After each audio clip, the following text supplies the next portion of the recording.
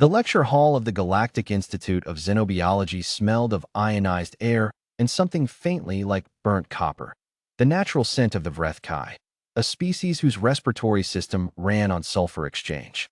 Professor Zarathvel stood at the podium, his 6 iridescent limbs folded neatly behind his back, his central eye scanning the rows of students assembled before him.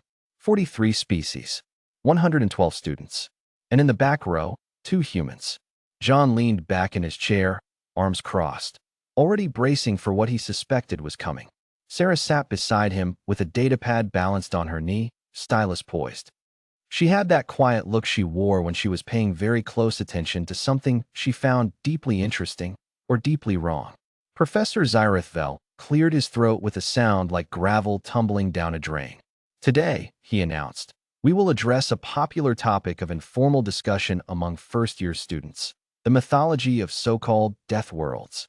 He tapped the holographic display behind him, and an image of Earth appeared, half-wrapped in swirling cloud cover, its oceans impossibly blue. Specifically, we will be dismantling several persistent and, frankly, embarrassing exaggerations that have circulated regarding the third planet of the Sol system. A ripple of amusement moved through the hall. Some students chirped. Some clicked their mandibles. The Dravosi in the third row made a high-pitched sound that John had learned was laughter. He uncrossed his arms. Slowly. The claims, Zarathvel continued, his tone carrying the easy weight of academic authority, include such colorful notions as that Earth's native organisms exhibit biological regeneration beyond accepted parameters, that humans themselves possess unusual pain tolerance, that Earth's apex megafauna are genuinely threatening by galactic standards, and, most amusingly, that the planet's gravity, atmospheric composition, and temperature variance produce any meaningful physiological stress on the species that evolved there. He paused, letting the silence breathe. We will be going through these claims one by one. I expect rigorous scientific thinking. I do not expect sentiment. He clicked to the first slide. A comparison of Earth's brown bear against a Keltheran lowland predator, the latter roughly twice the size with armored plating along its spine. Exhibit A, he said. The Ursity. Impressive to human eyes, certainly. By galactic metrics, a middleweight prey species in any of 12 star systems. The brown bear exerts approximately 800 kilograms of bite force. The Keltheran predator, 4,000. The suggestion that Earth megafauna constitute a meaningful threat vector is, I'm afraid, a case of parochial perspective distorting scientific judgment. More clicking from the mandible crowd. John's jaw tightened. He said nothing. Sarah wrote something on her datapad. Zarathvel moved to his next slide, a graph of recorded pain tolerance across 64 species. Human data sat comfortably in the middle of the distribution. You see, he said, humans are not extraordinary in this regard. They are, biologically speaking, unremarkable. The mythology of the endurance hunter, the idea that early humans chased prey animals to death across open terrain through sheer persistence, is, while technically documented, something of a curiosity rather than an indication of exceptional biology. Many species exhibit similar behaviors under conditions of resource scarcity. He turned back to the class. What we are dealing with, in the so-called Deathworld mythology, is a classic example of a species over-narrating its own origin story. Every civilization does this. Humans are not special in this regard. They are simply louder about it. The laughter this time was broader, warmer, more comfortable. In the back row, Sarah set down her stylus. She raised her hand. Zarathvel noticed it after a moment. The way a professor notices a hand raised by a student he did not expect to have a question. His central eye swiveled toward her. Yes, the human student. Sarah stood. She was not tall. Humans rarely were, by galactic standards. She had dark hair pulled back and an expression of complete, careful calm. She did not look angry. She looked, if anything, patient. I don't want to argue with your data, Professor, she said. I know how that goes, but I'd like to offer a demonstration, if that's all right. Zarathvel spread 2 of his limbs in the Vrethkai gesture of academic permission. By all means. Could you pull up my intake medical file? It should be in the Institute's student database. Standard Xenobiology Program Physical. It was conducted 6 weeks ago. A murmur moved through the room. Zarathvel tapped his console, visibly uncertain why he was complying, and pulled the file to the main holographic display. Sarah's biometrics appeared in the air above the podium. Height, weight, cardiovascular output, bone density, muscle fiber composition, resting organ function. Read the bone density figure, Sarah said quietly. Zyrithvel's central eye flickered over the number. Something in his posture shifted, barely. 1.47 relative to galactic baseline. That's because Earth's gravity is higher than the galactic average for inhabited worlds, Sarah said. My skeleton is denser than most species in this room. So is John's. So is every human's. We evolved under conditions that most inhabited planets don't replicate. That's not mythology. That's in the file you're reading right now. Silence. Now look at the cardiovascular output. He looked. Another pause.